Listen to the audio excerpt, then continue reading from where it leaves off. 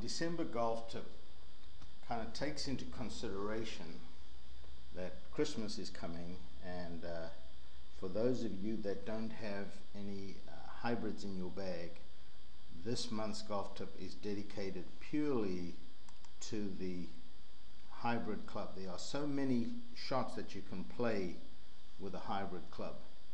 We've seen on TV Tiger using his 3-wood to chip with.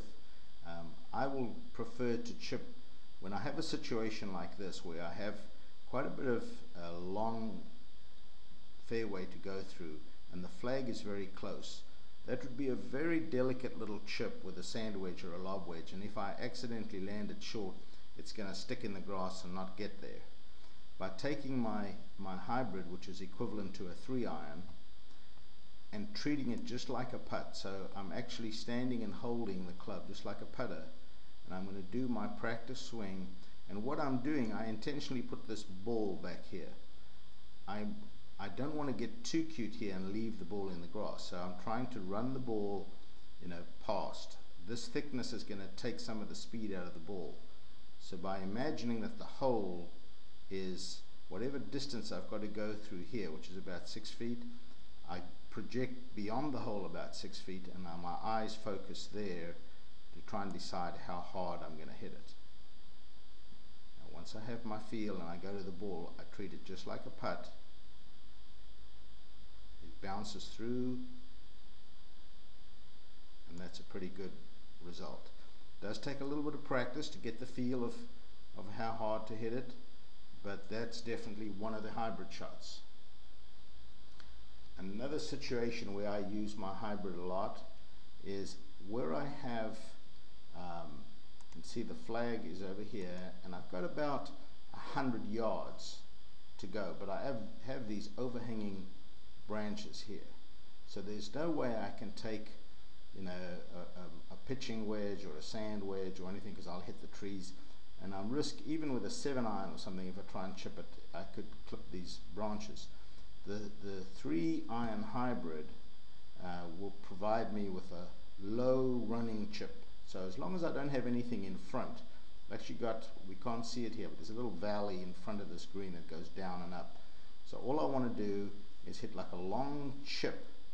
So again, I do some practice swings here to decide how hard I want to hit it. You can see not a full swing, just like a little 9 o'clock, and that scoots the ball really low, landed maybe about 30-40 yards short of the green, went down the valley, and finally ended up on the green. Again, it's a shot that you want to practice a little bit on the range, just to learn to hit it like a long chip, but it's a great stroke saver. And then finally, what these hybrids were really designed for is hitting out of the rough. Particularly, again, when you've got a 2-iron or a 3-iron or a 4-iron, the club tends to grab a little bit when you're trying to hit a regular iron. If you look at the design of these clubs, you'll see that in the hybrid,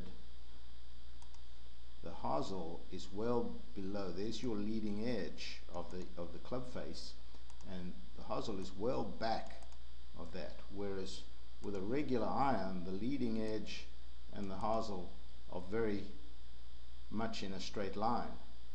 So what tends to happen is the rough, this leading edge and the hosel make contact with the long grass simultaneously, and the grass wraps around the hosel, closes the toe, and you tend to smother it.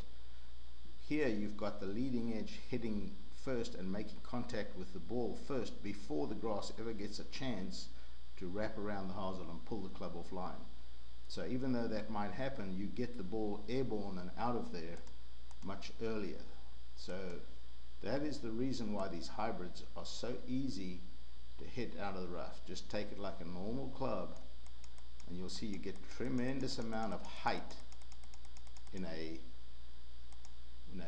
club out of the grass like that.